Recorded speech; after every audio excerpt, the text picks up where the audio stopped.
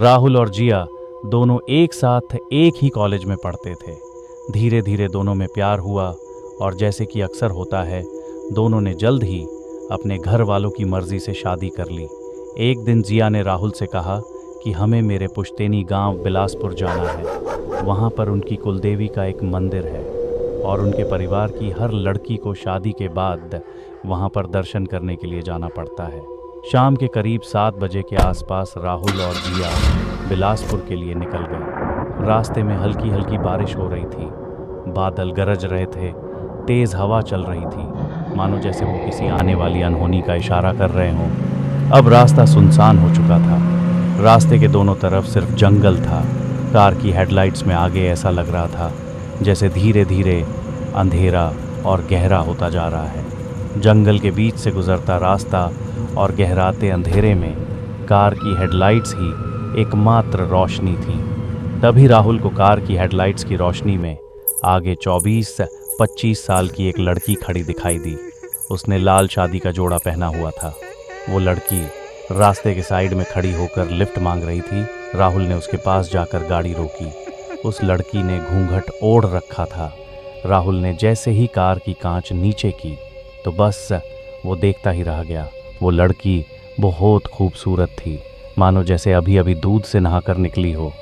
एक पल के लिए तो राहुल ये भूल गया कि जिया उसके साथ बैठी हुई है। वो लड़की आकर कार में बैठ गई और कार एक बार फिर से चलने लगी। लेकिन अब अचानक से कार में राहुल और जिया को ठंड लगने लगी। उस लड़की ने अभी भी घूंघट ओढ़ रखा था। वो चुपचाप पिछले सीट पर बैठी हुई थी। बिना कुछ बोले घूंघट के नीचे से उसके काले लंबे बाल साफ दिख रहे थे। तभी राहुल और जिया को कार के अंदर एक अजीब सी बदबू आने लगी, जैसे कुछ सड़ रहा हो।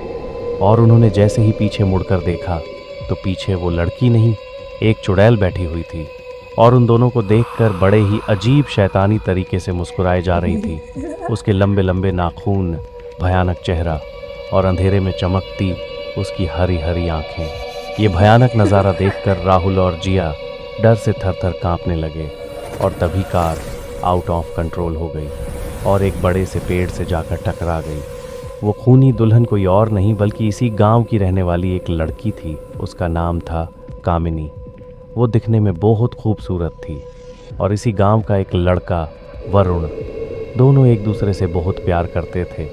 लेकिन कहते हैं ना, सच्चे प्यार को किसी न किसी की नज़र लग ही जाती है। वही कामिनी और वरुण के साथ हुआ।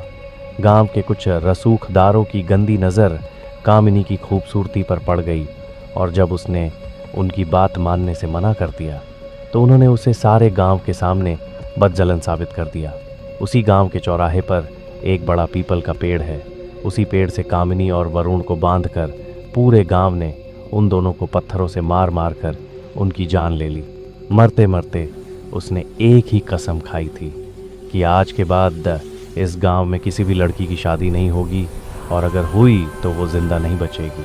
अगली सुबह गांव वालों को जिया और राहुल की लाशें उसी चौराहे पर पीपल के पेड़ के नीचे पड़ी हुई मिली।